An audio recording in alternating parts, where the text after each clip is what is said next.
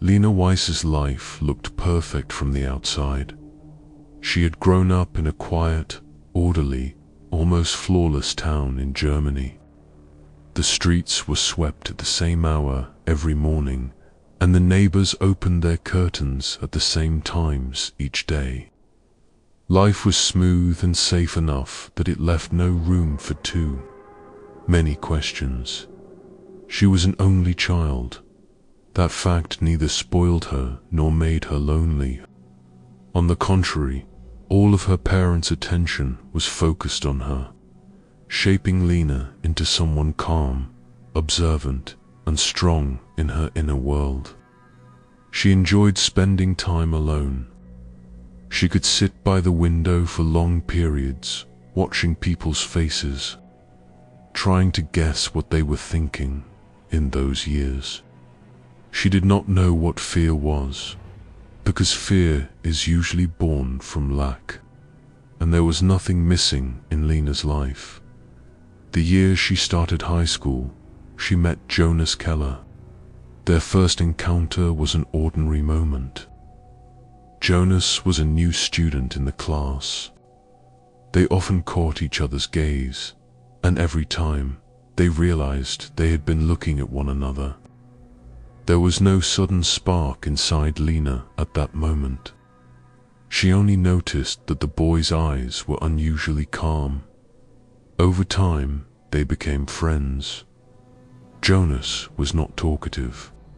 He was not someone who laughed a lot either, but being around him made people feel safe. Lena noticed this immediately. When she talked to Jonas, time seemed to slow down, her thoughts becoming clearer.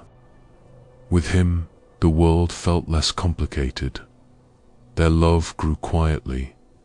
It was unlike others.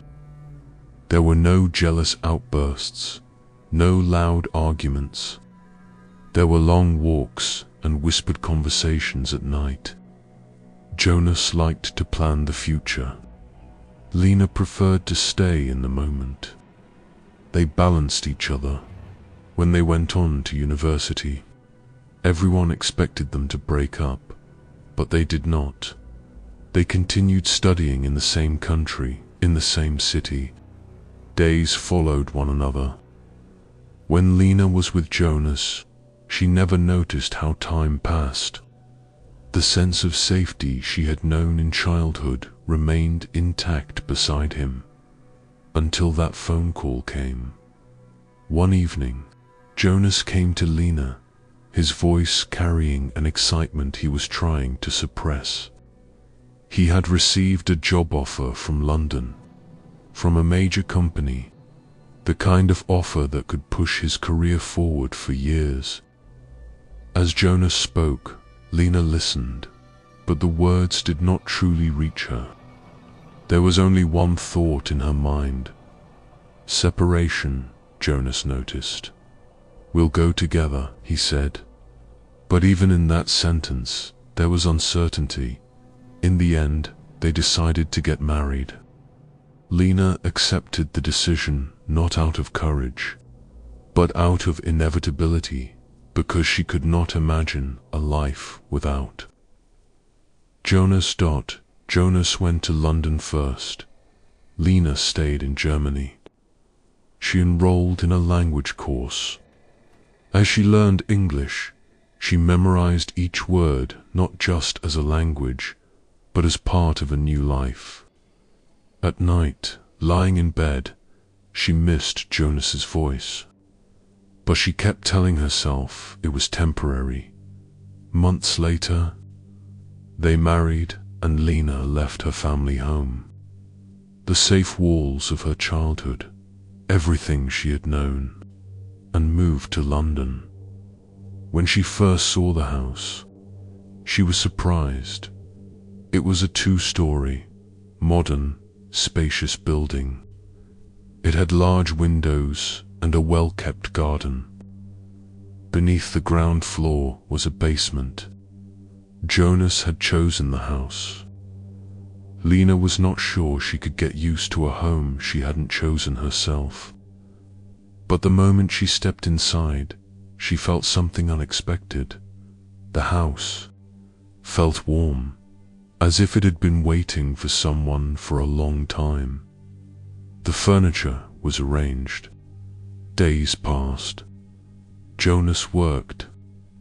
Lena was often alone at home. She was in a country whose language she did not fully know, surrounded by people she did not recognize. At first, this loneliness did not weigh on her, but at night, when the house sank into silence, Lena began to notice something strange. The house was not completely silent. Sometimes, it was as if something inside the walls was moving.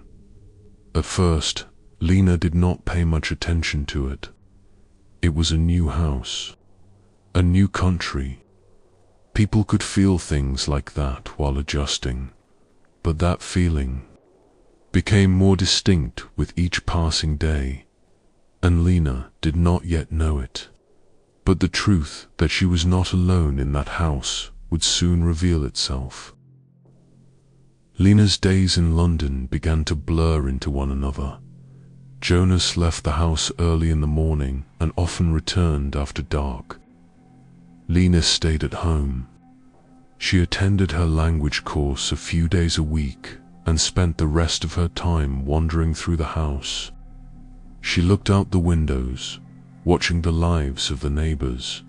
Because the house was large, the loneliness sometimes echoed as she moved from one room to another. The sound of her footsteps seemed to linger longer than they should. At first, Lena interpreted this as a sense of spaciousness.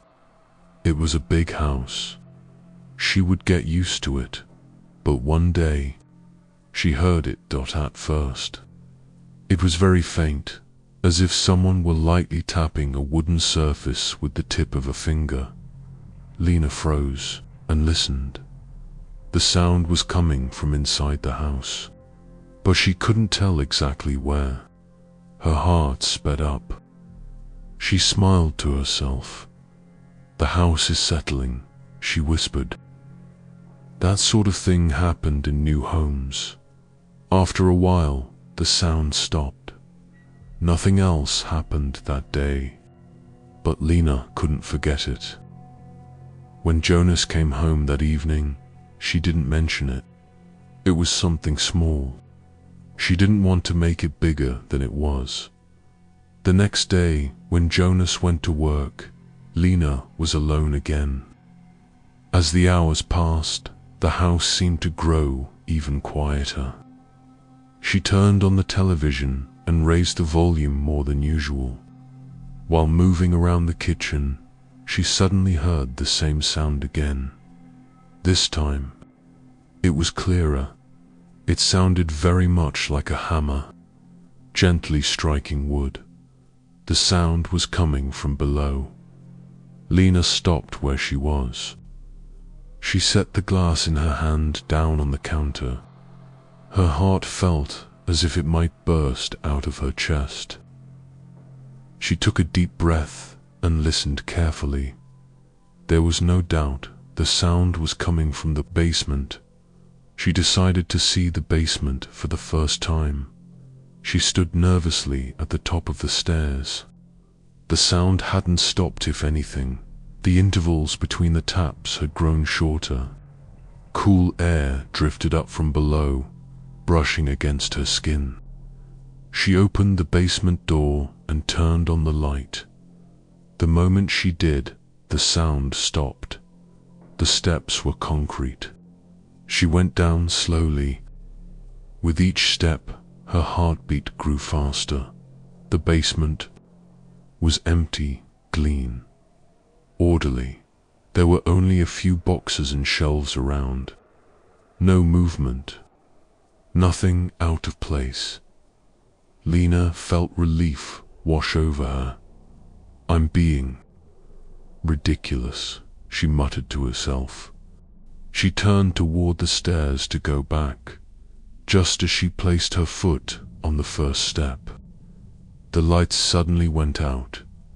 Everything was swallowed by darkness. Lena froze. She would remember that moment even years later, because that darkness was not an ordinary darkness. It was dense, heavy, and suffocating. And then she felt something at the back of her neck, a cold breath, right behind her ear, extremely close. The sensation of someone breathing. Lena couldn't scream. Her legs moved on their own. She stumbled up the stairs, nearly falling. She slammed a door shut and turned on the light. She was gasping for air. Her heart was pounding violently. When she reached the upper floor of the house, everything looked normal. The lights were on. The silence had returned. That evening, when Jonas came home, Lena told him everything. Jonas listened carefully. His expression showed understanding more than fear. He took Lena's hands. "A new country, a new house," he said. "Your subconscious might be scaring you." Lena wanted to hear that. She told herself the same thing. Fatigue, stress, the adjustment period. But the uneasiness inside her didn't go away. For a while, nothing else happened. Days passed. Weeks passed. And then the tapping returned. This time, more often, more insistent. Lena tried to ignore it. She was looking for a job, but no place responded positively. Each rejection trapped her a little more inside the house. The days grew longer. The nights grew heavier. One evening, the tapping became unbearable. Lena stood once more in front of the basement door. This time, she felt anger more than fear. She opened the door, turned on the light, went down. Everything was normal again. She hurried back up the stairs, turned off the light, and directly in front of her, in the darkness, two eyes appeared. They had no pupils. They were completely yellow. Lena's breath caught in her throat. She blinked and turned on the light. There was nothing there. With trembling hands, she turned the light off again. The eyes returned. But this time, they were closer. Lena screamed, ran up the stairs, and burst out of the house. Neighbors heard her and gathered around. Lena tried to speak, but no words came out. Her English wasn't enough. She could only cry. The police arrived.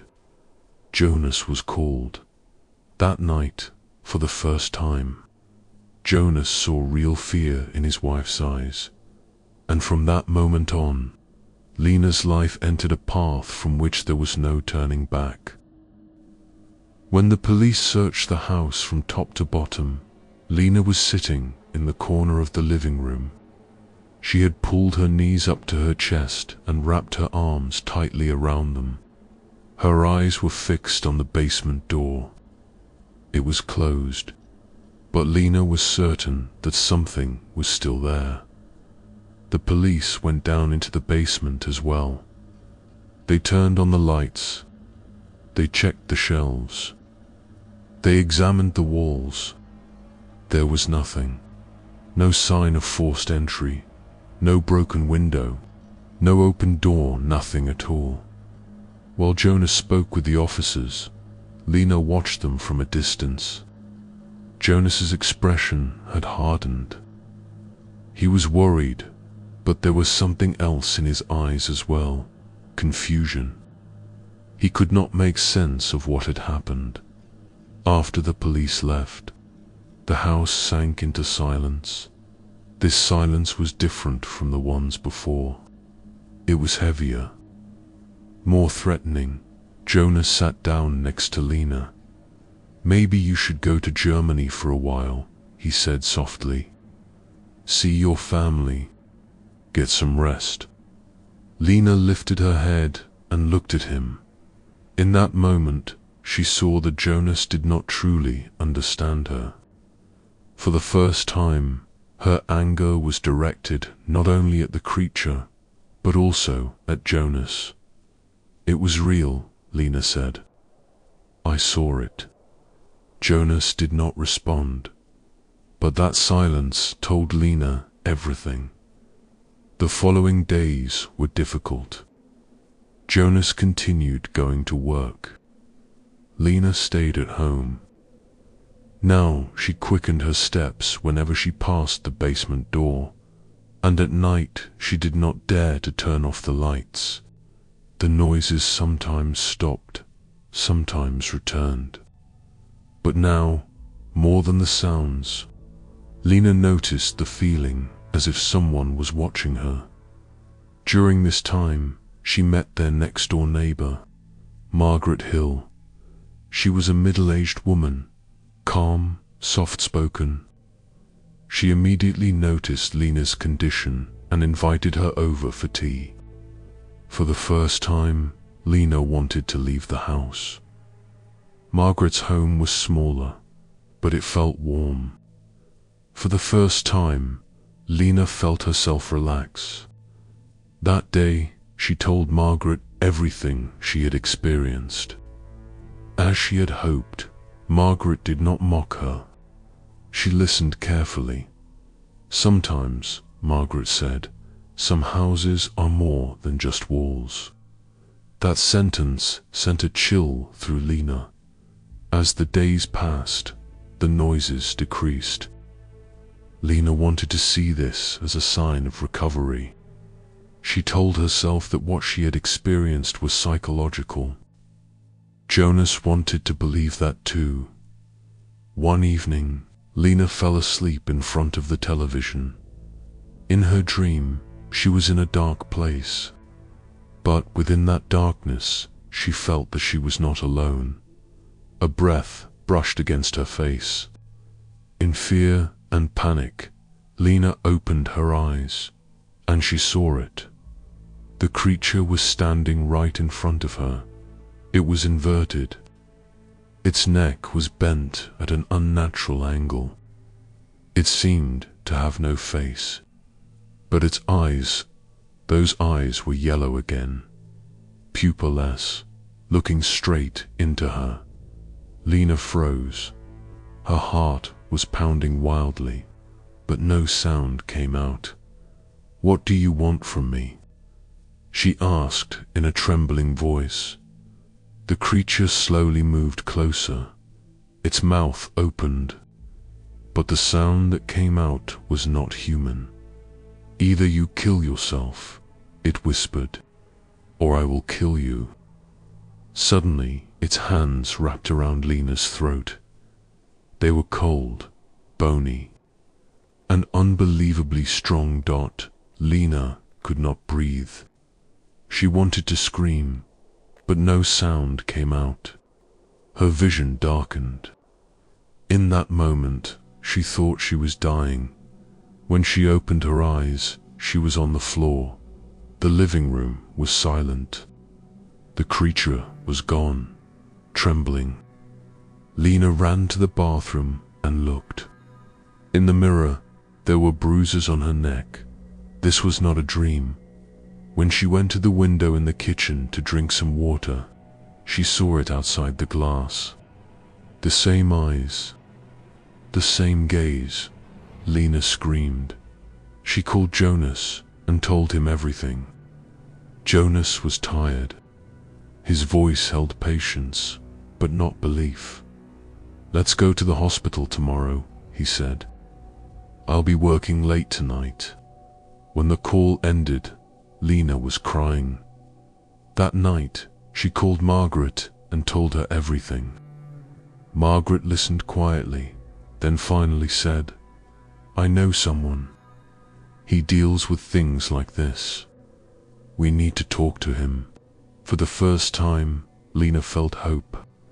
She quickly grabbed a few clothes and went to Margaret's house. That night, Margaret made a call and spoke with Dr. Adrian Moore. She explained the situation. The man listened carefully and said he would come the next evening, then took the address. When Jonas came home, he thanked Margaret and went back to the house with Lena. Jonas said nothing. He looked exhausted and fell asleep immediately. The next day, when Lena woke up, Jonas had already left. He had left a note saying he had to travel out of the city for work and would call Lena as soon as he could. Even though Lena was angry, she understood, but it was still difficult. And he still did not truly understand her. By the time Dr. Adrian Moore arrived at Lena's house, it was already dark. He was tall and thin, wearing a dark coat. With him was his assistant, Elliot, who looked young and constantly scanned his surroundings with alert eyes. When Lena greeted them at the door, hope and fear mixed inside her. The moment Dr. Moore stepped inside the house, he stopped. He fell silent for a moment, took a deep breath. "There is something here," he finally said. But his voice was not as confident as Lena had hoped. They went down to the basement. Dr. Moore examined the walls, the floor, the ceiling. From the bag he had brought, he took out small bottles, clear, yellowish, and dark liquids. He poured them at certain points, murmuring words under his breath. As Lena watched him, her unease grew. "This entity is strong," Dr. Moore said, "but it is not impossible to make it leave." They would perform the ritual in the house. Lena had asked them to choose a time when Jonas would not be home. She did not want him to see this. She did not want to be seen as ill in his eyes. The ritual began the next night at 11:30 p.m. Symbols were drawn in the middle of the living room. Candles were lit. The house was far colder than usual. The windows were closed, yet a strange wind moved through the room. At first, everything was calm. Then the house began to shake. A plate fell in the kitchen. Then another. Doors started slamming on their own. The candles flickered. Dr. Moore's voice grew louder. Elliot stepped backward. "This is angrier than I expected," Dr. Moore said. At that moment, a loud thud came from the basement. It sounded as if the walls were being punched from the inside. Suddenly, Elliot was thrown into the air. An invisible force slammed him from wall to wall. He was screaming. Lena was frozen. Dr. Moore shouted, trying to stop the ritual. But his words seemed to dissolve in the air. The creature became visible, the eyes. Those yellow eyes glowed in the darkness of the living room.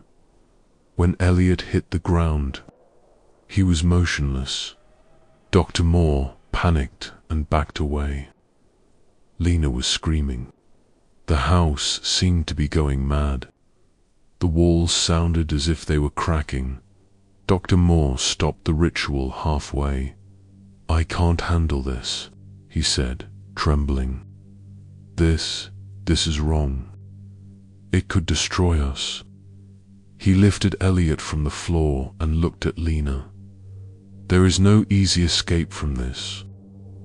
The police or a hospital cannot be a solution," he said, and they left when the door closed. The house fell silent for a brief moment, but that silence was the final calm before the storm. Suddenly, everything toppled: pots, chairs, tables. Doors slammed, windows rattled. In terror, Lena called her parents and told them everything through tears. Her father tried to stay calm. "I know someone here," he said. "A real medium. I'll bring him." That night, Lena could not sleep. Something was moving through the house. She could not see it, but she could feel it. And this time that thing was waiting. The house seemed to have calmed down for a while, but this calm brought no comfort. It felt more like the silence of something holding its breath, as if the house itself were waiting for its next move. When Jonas called in the morning, his voice sounded exhausted. He said his business trip had been extended and that he wouldn't be able to return for another 4 days. He told Lena that she could go stay with her mother if she wanted, or that his mother could come and stay with her. Lena hesitated for a moment. Then she answered in a firm voice, "My father is coming." When the call ended, a strange feeling settled in Lena's chest, as if that decision had changed something irreversibly.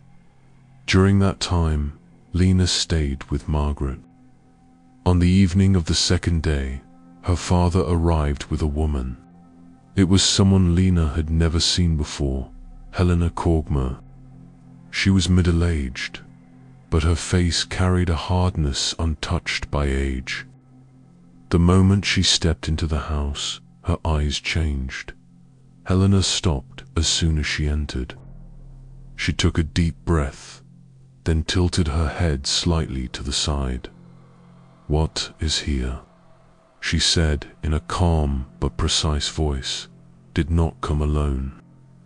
At that moment, a loud noise erupted from inside the house. A chair toppled over. The curtains shook violently. Helena did not flinch. On the contrary, she smiled. "It noticed me," she said. "That's good." Lena and her father stood a few steps back, their hearts pounding wildly. Helena walked into the living room and placed a large bowl of water in the center. From her bag, she took out dried herbs, dark-colored liquids, and small pieces of paper covered with unfamiliar symbols. The house began to lose its sanity. Windows opened and slammed shut on their own. Wind flooded the interior. Thudding sounds echoed from the walls. Helena started speaking words in an incomprehensible language. As her voice grew louder, the house shook more violently, and then everything stopped. The wind died. The noises fell silent, and the creature appeared. This time, it was not hiding. Its eyes were not on Lena, but on Helena. Helena stood up. "Now," she said in a hard voice, "you will answer whatever I ask." The creature was silent. "Who sent you here? What did you come for? What do you want from this girl?" The creature remained quiet for a moment. Then its voice emerged, hoarse and fragmented. "I was sent." For a bond, Helena narrowed her eyes. "Who did it?" The creature slowly turned its head to the side. "Ursula Keller." Lena felt as if her heart were about to stop. The creature continued speaking. It said that Jonas's mother did not want Lena, that she had commissioned a spell to make her son grow cold toward this woman, and that if this failed, Lena was meant to die. Helena nodded. "This spell is very powerful," she said, "but it can be broken." They went out into the garden. Helena dug beneath a tree and pulled out papers covered in symbols. She threw them all into the water. The whispers rose again. A scream was heard, but it did not come from the house. When everything was over, Helena took a deep breath. "The spell is broken," she said. But like everything else, this has a price. Lena asked, trembling. What price? Helena looked away.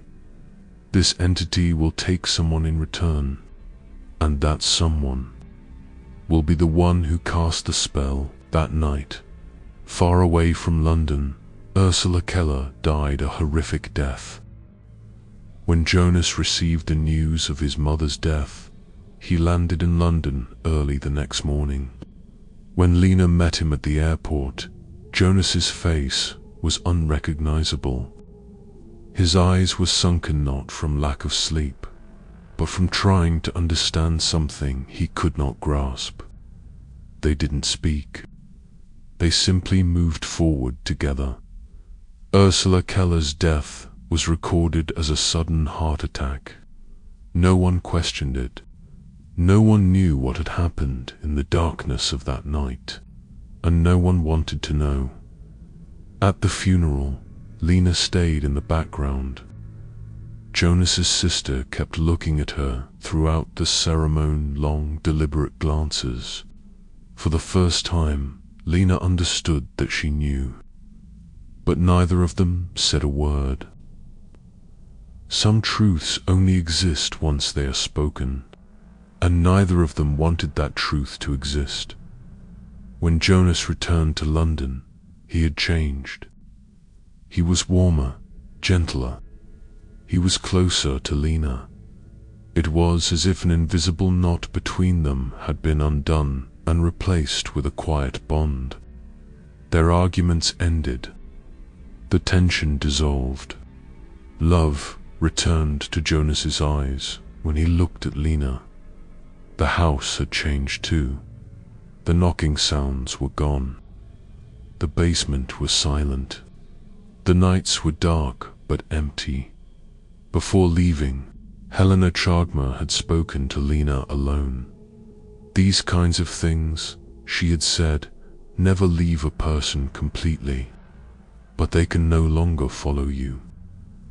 Months passed. Lena found a job. Her language skills improved. The house no longer felt foreign. She and Jonas began to laugh together again. Life was slowly returning to normal.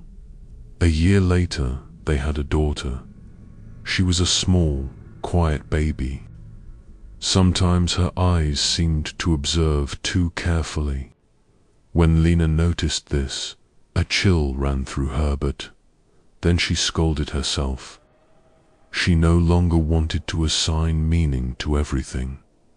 One night, after putting her daughter to bed, Lena sat in the living room. The house was quiet, but this time, it wasn't frightening. Just as she was about to turn off the lights, she glanced at the basement door. It was closed, but for a brief moment, Lena felt as if someone was standing just behind it, holding their breath. She went down to the basement again, turned on the light, went down the steps, looked around, and everything seemed normal. She went back upstairs, looked once more into the basement, and turned off the light, and in the darkness, nothing happened. She was completely certain now. It was over. They were free from it at last. Thank you for listening to this story until the very end. If this video affected you, don't forget to support the channel by liking it. For more dark and realistic stories like this, make sure to subscribe and turn on notifications. See you in the next story.